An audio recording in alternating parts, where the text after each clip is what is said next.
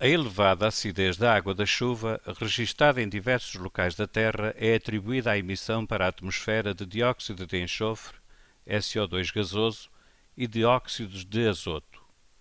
Existem várias fontes de SO2 atmosférico, entre as quais as erupções vulcânicas e a queima de combustíveis fósseis em diversas atividades humanas. Também a extração de alguns metais a partir dos respectivos minérios é uma importante fonte de natureza antropogénica de emissão daquele gás para a atmosfera. Por exemplo, a obtenção de zinco a partir do sulfureto de zinco, ZnS sólido, envolve numa primeira fase a reação deste composto com o oxigênio atmosférico. Nesta reação forma-se óxido de zinco, ZnO sólido, e dióxido de enxofre, SO2 gasoso. Estima-se que sejam libertados para a atmosfera cerca de 6 vezes 10 à décima kg de SO2 gasoso em cada ano. Considere uma amostra de SO2 gasoso com metade do volume de uma amostra de SO3 gasoso nas mesmas condições de pressão e de temperatura. Comparando com a amostra de SO3 gasoso, a amostra de SO2 contém, e temos aqui uma alternativa de 4 para selecionar. Mas antes vamos fazer uma pequena revisão sobre a lei de Avogadro. Vamos falar agora da lei de Avogadro. A lei de Avogadro diz o seguinte: volumes iguais de gases diferentes, nas mesmas condições de pressão e temperatura, contêm o mesmo número de moléculas. O que é que isto quer dizer? Quer dizer, por exemplo, o seguinte: se estivermos a trabalhar à temperatura de 273,15 Kelvin, ou seja, 0 graus Celsius, e à pressão de uma atmosfera,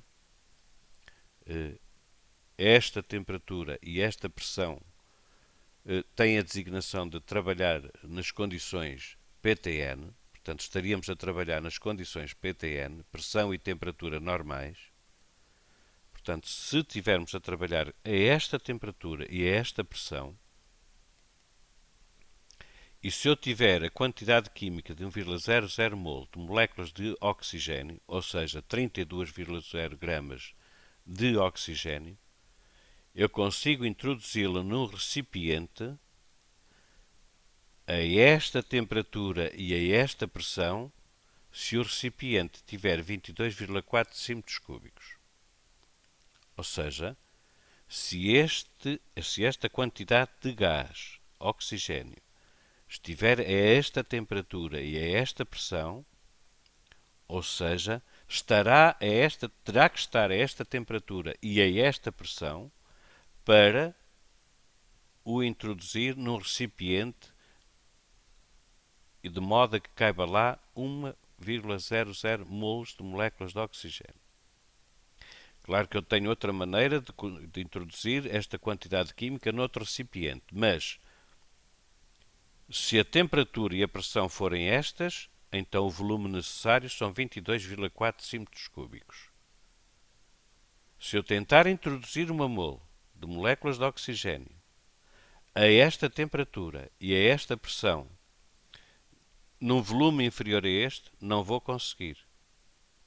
Claro que se eu forçar e aumentar a pressão, consigo. Agora, respeitando estes valores de temperatura e de pressão, ou seja, se eu tiver aqui um manómetro e um termómetro, vou introduzindo oxigênio aqui para dentro.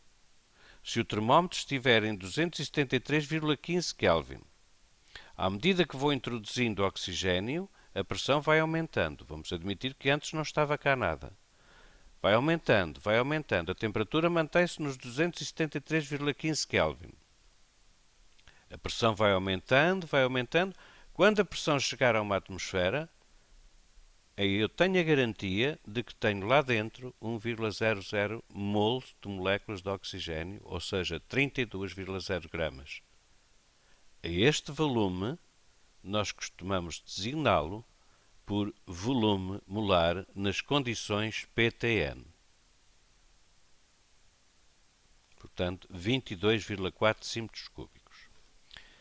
Suponhamos que temos outro recipiente e que tem este volume, 22,4 centímetros cúbicos. Vamos lhe colocar aqui um termómetro e um barómetro. O ambiente está a 273,15 Kelvin. Portanto, o termómetro marca 273,15 Kelvin. Vamos começar a introduzir hélio. Vamos introduzir mais hélio. O que é que acontece à pressão? À medida que aumenta o número de partículas aqui dentro, o número de choques por unidade de tempo e por unidade de área com as paredes do balão aumenta. Quando eu começar a ver que a pressão é igual a uma atmosfera, então eu tenho garantido de que se a temperatura se manteve nos 273,15 Kelvin, então eu tenho cá dentro uma mol de hélio, ou seja, 4,0 gramas. E concluo que o volume molar do hélio, nas condições PTN, é 22,4 cm3. Posso fazer a experiência com outro gás, argon, por exemplo. Se o termómetro acusar 273,15 Kelvin, se o barómetro acusar uma atmosfera, então está garantido que se a quantidade química que lá estiver, que lá foi introduzida é uma mol, então o volume por ela ocupado é de 22,4 cm3. Se tiver metade da quantidade química, eu consigo introduzi-la em metade do volume a esta pressão e a esta temperatura. É o que aqui está, meia mol de flúor, ou seja, 19,0 gramas. Claro, cabe em metade do volume, porque a quantidade química é metade e porque as condições de pressão e temperatura se mantiveram em relação aos exemplos dados anteriormente. Como já foi referido, nestas condições de pressão e temperatura, designadas por condições PTN, o volume molar é 22,4 cm3. O que é que isto quer dizer? Que é o volume ocupado por uma mol de um gás qualquer. É uma constante para esta pressão e para esta temperatura. Vamos ver mais um caso diferente. Portanto, continua aqui a lei de Avogadro. Volumes iguais de gases diferentes, nas mesmas condições de pressão e temperatura, contêm o mesmo número de moléculas. É isso que vamos ver novamente. Vamos deixar de trabalhar agora nas condições PTN, vamos trabalhar à temperatura de 293,15 Kelvin, ou seja, 20 graus Celsius, e à pressão de uma atmosfera.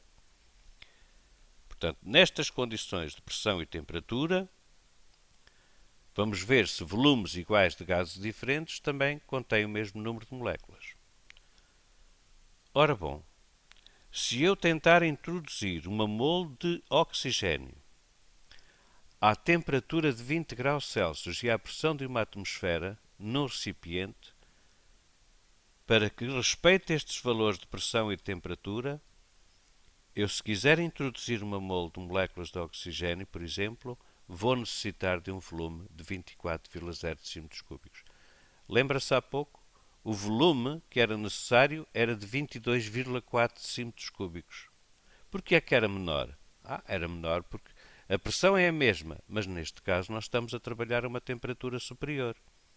Estamos a trabalhar a uma temperatura superior, a energia cinética média das partículas é mais elevada, ou seja, os choques com as paredes do recipiente, por unidade de tempo e por unidade de área, vão aumentar. E, portanto, se vão aumentar, o volume onde esta mesma quantidade química de gás, comparada com o exemplo anterior, caberá, terá que ser um volume maior. Para quê? Para que, se o volume é maior, então eu consigo que a pressão seja de uma atmosfera. Porquê? Porque aumentando a superfície onde as partículas chocam, eu consigo então que que por unidade de área, por unidade de tempo, o número de choques seja o mesmo que à temperatura de 0 graus Celsius e à pressão de uma atmosfera do exemplo anterior. Vamos ver com outro gás, portanto com hélio, uma mol, ou seja, 4,0 gramas, e a esta pressão e a esta temperatura ele caberá também num volume de 24,0 cm3. O mesmo para o argon e, claro, o mesmo para metade do flúor. Portanto, só que neste caso o volume será 12,0 cm3. Que nome dar a este volume? Volume molar. Volume molar. Mas volume molar dissemos há pouco. Não. Há pouco dissemos volume molar nas condições PTN. Ou seja, à temperatura de 273,15 Kelvin e à pressão de uma atmosfera. Era o outro volume molar. 22,4 decímetros cúbicos por mol. Aqui, 24,0 decímetros cúbicos por mol.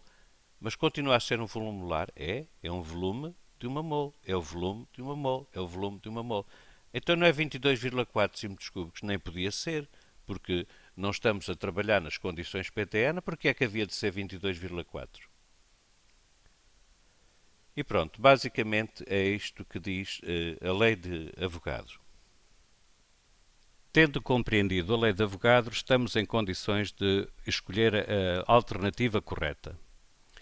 Se o volume de trióxido de enxofre é duplo do volume de dióxido de enxofre, e são ambos gases e estamos a fazer medições nas mesmas condições de pressão e temperatura, então a quantidade química de trióxido de enxofre terá que ser dupla da quantidade química de dióxido de enxofre. Suponhamos, por exemplo, que a quantidade química de dióxido de enxofre é 1 mol. Então, a quantidade química de trióxido de enxofre terá que ser 2 mols, porque a quantidade química de trióxido de enxofre é dupla da quantidade química de dióxido de enxofre. Mas, assim, verificamos que a quantidade química de átomos de oxigênio será 2 mols no dióxido de enxofre, enquanto que a quantidade química de átomos de oxigênio no trióxido de enxofre serão 6 mol.